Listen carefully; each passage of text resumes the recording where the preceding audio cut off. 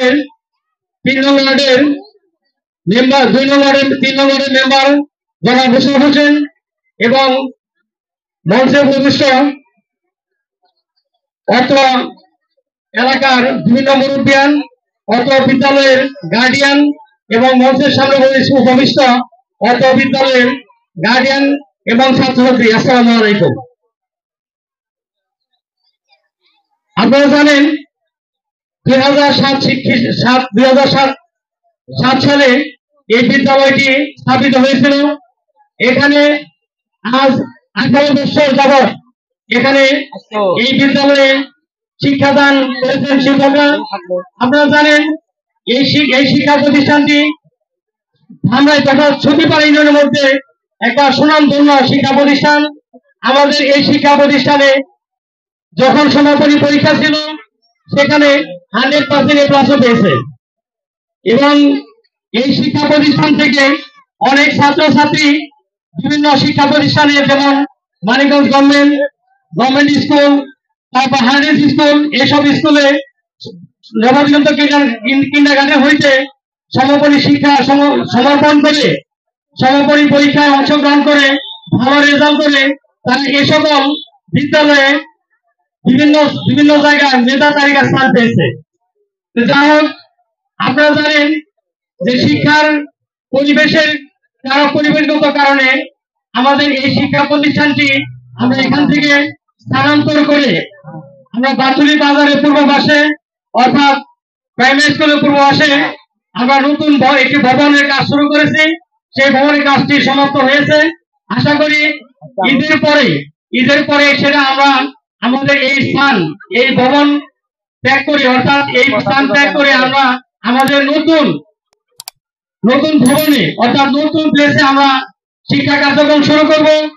আপনারা জানেন যে এই শিক্ষা প্রতিষ্ঠান হওয়ার পর থেকে আমি এই শিক্ষা প্রতিষ্ঠান থেকে কখনো কোনো প্রকার ব্যবসা গ্রহণ করি নাই। শিক্ষা প্রতিষ্ঠান মানে ব্যবসা। এখন শিক্ষা প্রতিষ্ঠান বিশেষ করে এই কিন্ডারগার্টেন গুলো এখন ব্যবসায় পরিণত হয়েছে, কিন্তু আমি কখনো এটাকে ব্যবসায়িক প্রতিষ্ঠান হিসেবে ভাবিনি। আমি এই এলাকার সন্তান হিসেবে এই এলাকার ছেলে মেয়েদের শিক্ষার মান উন্নয়নের জন্য এবং ভবিষ্যতে তাদের ভবিষ্যৎ গড়ার লক্ষ্যে এই শিক্ষা প্রতিষ্ঠানটি প্রতিষ্ঠিত করেছিলাম।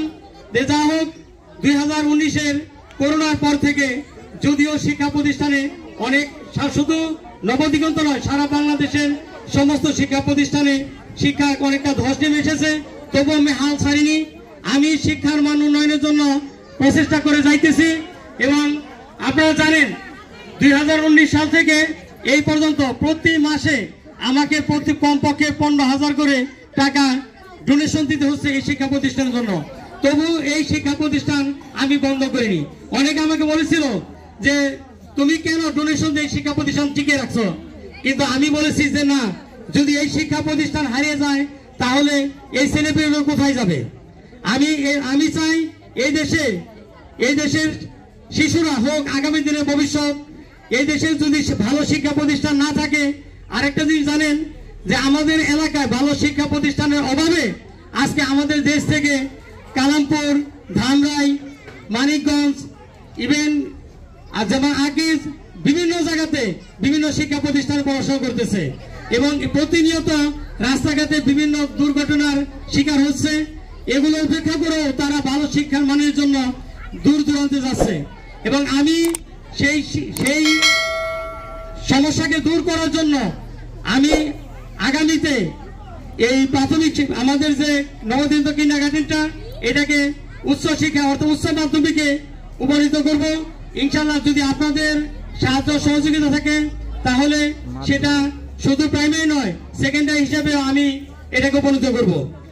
আর বিশেষ একটা কথা হলো, আমাদের ঈদের পর যে অনুষ্ঠান আমরা নবদিগন্ত কিন্ডারগার্টেনের যে উদ্বোধনী অনুষ্ঠান করব, সেই অনুষ্ঠানে আপনারা সকলে উপস্থিত থাকবেন এবং এই শিক্ষা প্রতিষ্ঠান আমার নয়, এই শিক্ষা প্রতিষ্ঠান আপনাদের সকলের।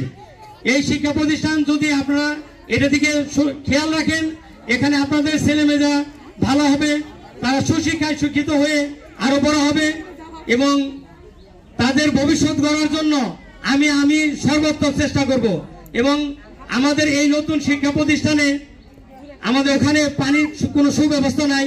আমি আমাদের চেয়ারম্যান সাহেবকে কিছুদিন আগে বলেছিলাম যে সেখানে একটা গভীর নলকূপের প্রয়োজন, যেহেতু এখানে ছাত্ররা আসবে। যেমন আমাদের এই প্রতিষ্ঠানে গভীর নলকূপের অভাবে আশেপাশে বাড়ির থেকে পানি এনে এনে বাচ্চাদেরকে খাওয়ানো হতো। যখন আমি চেয়ারম্যান সাহেবকে এই কথা বললাম, চেয়ারম্যান সাহেব বললো ঠিক আছে, তাহলে একটা দরখাস্ত দিয়ে যাও, আমি চেয়ারম্যান সাহেবকে বলে তোমার এই সমস্যার সমাধান করে দেবো। তো যা হোক, আমি আর আমাদের বক্তব্য দীর্ঘায়িত করবো না। আমি আজকের এখানে আমার বক্তব্য শেষ করছি। আসসালামু আলাইকুম।